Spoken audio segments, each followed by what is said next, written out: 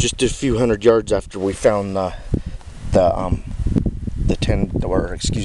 11-inch footprints.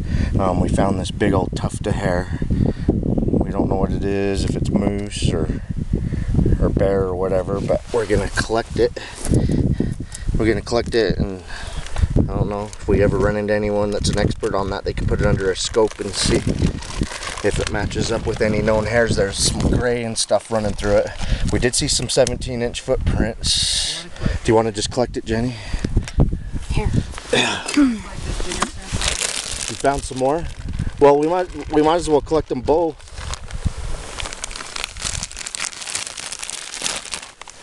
Yeah, we found a 17-inch footprints last week, so if that happens to be Bigfoot, maybe it's a 17-incher. Maybe he's an old one with gray running through him. I don't know. The alpha male up here is pretty damn raunchy. Look, there's more hair. It's gray too. There's so much gray through it. That's weird. I've never seen a moose with gray hair, and it just doesn't ever seem that texture. And this time of year, moose have short hair. That moose that we just saw had short hair. Holy hell. It looked like something scalped. Well, we're not sure if this is Bigfoot hair, but if we can find an expert to analyze it for us, we'll be more than willing to give them a sample. There's a stick.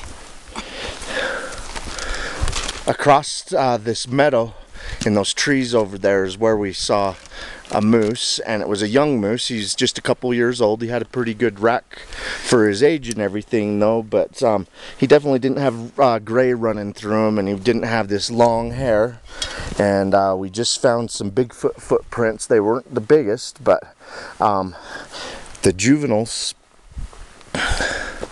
the juveniles, in my opinion, just aren't as good as the adults at covering up their footprints. So if this 11-incher's running around with mommy or daddy, I'm sure they're doing their best job to cover up. If you guys watch, Bigfoot videos and trackways, especially in the snow, you see it every opportunity. They're covering up their footprints, and we seem to find more juvenile than adult, and I really believe the reason is the juveniles really aren't proficient at covering up their footprints. So anyway, we just took 2 hair samples. It was long. I smelt one of the samples and just really couldn't smell anything. I haven't smelt the second sample yet, but we've got it bagged. Jenny did her best at trying to collect it without touching it at all with human hand, so hopefully it's not contaminated. But even if it is contaminated, at least we can have the hairs to compare to unknown animals or primates. So it's turned out to be a pretty good day. We're only about a half a mile from the vehicles, and then from the vehicles it's another half mile into the forest to where me and Jenny's gonna be camping. We hauled all of our gear up there this morning, and we're gonna stay the night back in there, and hopefully something happens. I'm really excited. We have an unknown hair sample with a lot of gray running through it.